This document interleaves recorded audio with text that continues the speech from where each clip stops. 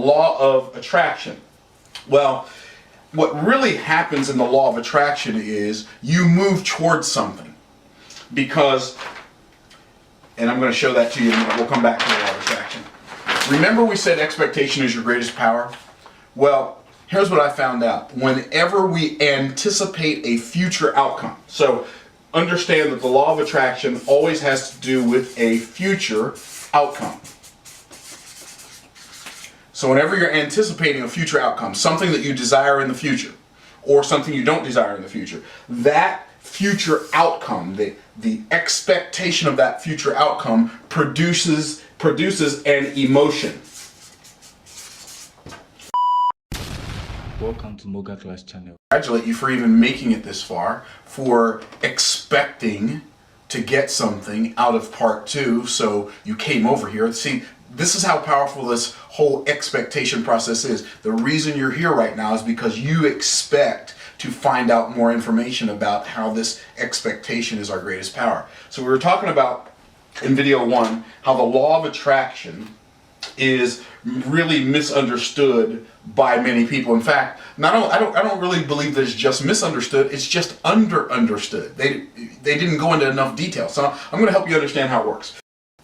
Well, what really happens in the law of attraction is you move towards something because, and I'm going to show that to you in a minute. We'll come back to the law of attraction. Remember we said expectation is your greatest power? Well, here's what I found out. Whenever we anticipate a future outcome, so understand that the law of attraction always has to do with a future outcome. So whenever you're anticipating a future outcome, something that you desire in the future, or something you don't desire in the future, that future outcome, the expectation of that future outcome produces an emotion. That expectation of that future outcome produces is going to be determined by whether you believe that expectation, that outcome is going to be favorable or unfavorable. It doesn't matter whether it's going to be favorable or unfavorable. It only matters whether you believe it is. If you believe it's going to be unfavorable, that creates an emotion that's very different than the emotion that's created by an outcome that you expect to be favorable. Here's what these two emotions look like. When you are expecting a favorable outcome, you have one emotion. When you're expecting an unfavorable,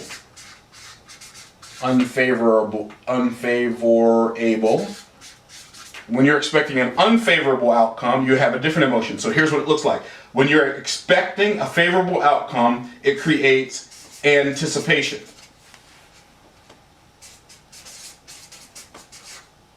Anticipation, and we might even call it joyful anticipation because it's favorable. You're looking forward to it. So you've got joy. And this is, what are you so happy about? I'm happy about tomorrow. It's Christmas. I'm happy about next week. It's my birthday. I'm happy about my vacation. I'm going on it 2 weeks from now. So this expectation of a future outcome, of a favorable future outcome, produces joyful anticipation. But the emotion that's produced by an unfavorable outcome is what we call the anxious, it creates anxiety, it creates anxious apprehension. Apprehension, H-E-N-S-I-O-N. All right, so it creates anxious apprehension. What do I mean anxious apprehension? Anxiety. A lot of people think, well, my fear is stopping me. Your fear is not stopping you. Fear is not your problem, even when you think fear is your problem. Fear is not your problem when you're afraid of something. You know what your problem is? The expectation of an unfavorable outcome. So that expectation of an unfavorable outcome creates anxiety in you. That anxiety stops you. The only thing anxiety can do is stop you. That's why we call it the anxious apprehension, because anxiety produces apprehension, anticipation produces action. So if you understand that, anxiety produces apprehension, anticipation produces action. It always works that way. When you're excited about something, you move towards it. You're taking actions towards it. And that action is what produces your outcome. Taking that action will cause people to notice you who you didn't even know were looking at you, and those people will offer you things you didn't even ask for because you took an action based upon your future, the expectation of a future outcome that in your mind was favorable. And you can't, there's no way to even measure all of the good stuff that comes to you by expecting a favorable outcome in the future. There's no way to measure all of the good things, all of the stars that aligned, as people say, or the ducks that get in a row as a direct result of having an anticipation of a favorable future outcome. So what you've got to focus on if you want to change your life is not developing more willpower to make yourself do things you don't want to do. What you've got to do is you've got to learn how to expect a favorable outcome so you desire to do the things that you want to deserve to have. You desire to do the things that are going to produce for you the outcome that you desire. So, joyful anticipation produces action, anxious apprehension produces, anxiety produces apprehension. Now, what do I mean by that? Anxiety stops us. The thing that stops you, people say, well, it's my fear that stops me. Difference. Fear, see, a lot of people don't realize that fear can be good. The reason I don't take a nap in the middle of the interstate is because I'm afraid, okay? Somebody might run over me, okay? The reason fear keeps us from jumping out of an airplane without a parachute, okay? Fear is the realization that there is danger. Fear warns us of danger. If I'm out on the golf course, and I walk up on the green and there's an alligator there, I live in Florida, there's an alligator there, well, my fear of that alligator keeps me from turning my back to that alligator. See, so fear can serve you. Anxiety never serves you. Never. Anxiety never serves you. Now, here's what I mean when I say it stops you. Here's why anxiety stops you. And here's what anxiety is. Anxiety is when you are wasting present energy on a future outcome that's that you're expecting, that's unfavorable. So you're wasting present energy on a future outcome, so you don't have any energy to take present action.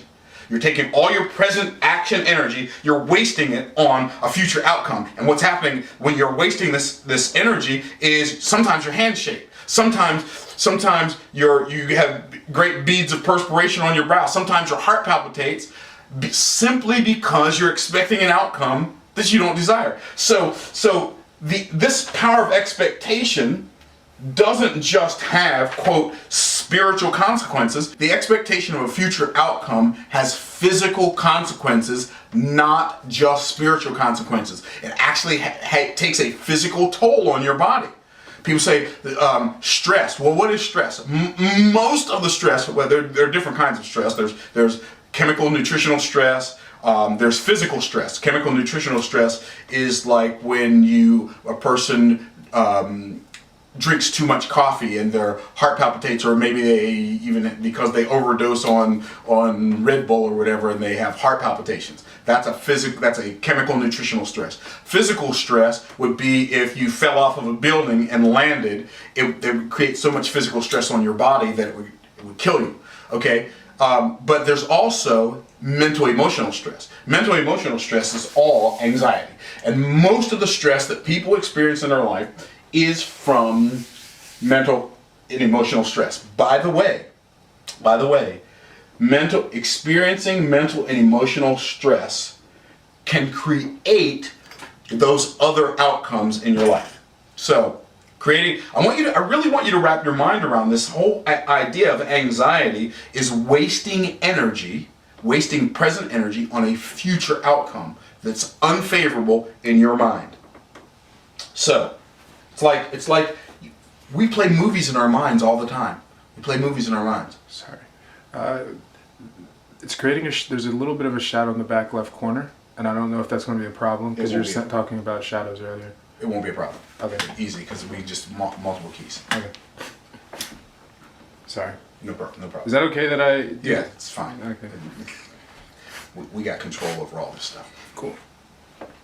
So I want you to understand I want you to wrap your mind around this idea that that anxiety is really nothing more than a waste of energy. This is why when people have anxiety about a future outcome, they either sit down or they go lay down. They can't do it. It's impossible for you to work when you have anxiety. Why? Because your body is wasting its energy on something that's out there, so it has no energy to do on things use for things that are right here.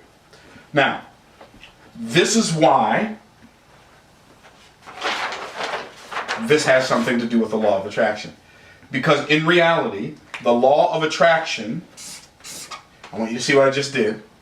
The law of attraction is the law of action.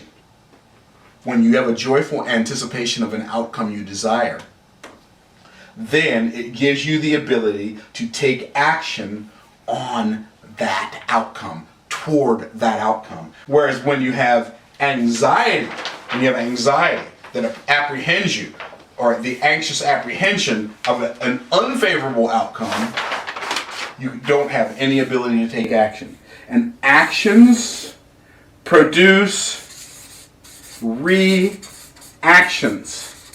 And there's a law of physics. Isn't it amazing how the law of attraction even integrates with the law of physics? There's a law of physics that says for every action there is an equal and opposite reaction. So here's what I want you to do.